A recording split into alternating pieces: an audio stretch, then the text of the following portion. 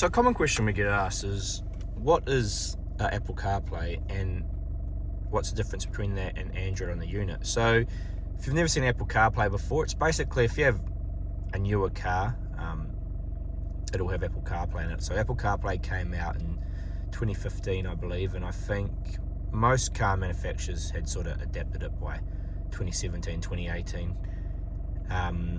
Our head units, you can use it like wirelessly or wired. Like some cars you have to use it like wired, so you have to plug your phone into like the USB. The key thing with like wirelessly is that if your phone's in your bag or in your pocket or wherever, you just jump in your car and this is going to pop up, which is Apple CarPlay. So it's not direct screen mirroring from your phone. It actually runs its own little system. So the apps that will show up are like apps that these companies have developed to work on here.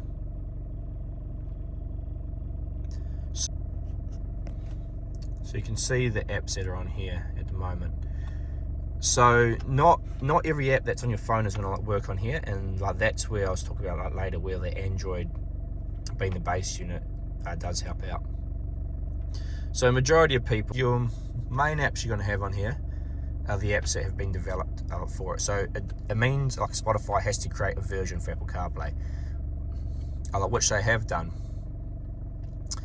and the version also has to meet the Apple CarPlay sort of rules. So it has to be distraction free, so to say. So you'll notice you don't have all the same things you can do on the actual app. It's a bit more limited. But yeah, so you're gonna listen to like Spotify, follow your music and your podcasts. You obviously got your maps, so you can say where you want to go, directions, and other things, which is handy. And your phone calls, so you can make phone calls and receive text messages. Also, other things that do come up are like Facebook Messenger and some other apps. The Zoom's obviously like Easy Park, which is like a pay for parking system.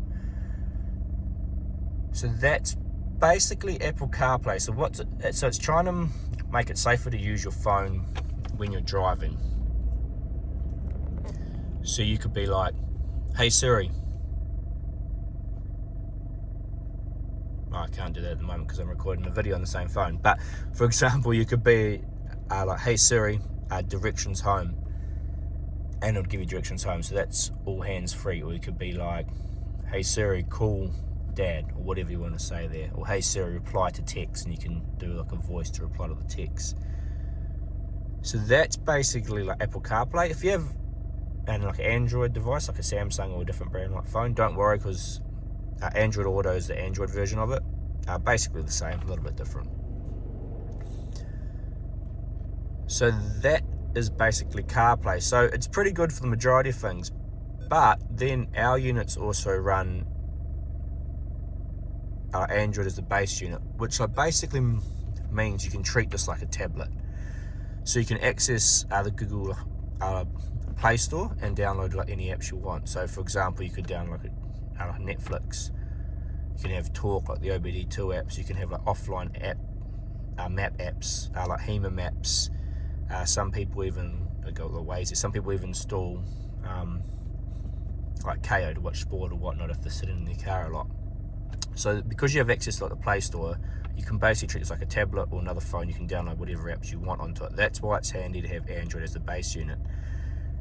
And when you download these apps, you'll get the full version of the app, not the Apple CarPlay version, which is normally limited. So that's why it is handy to have both. Hopefully that sort of clears it up. So you have Android Auto here, and then Apple CarPlay. So you can obviously run both at the same time, but it just opens up what you can do with the units. And that's why we use both on our Vhedia Head Units. Bop.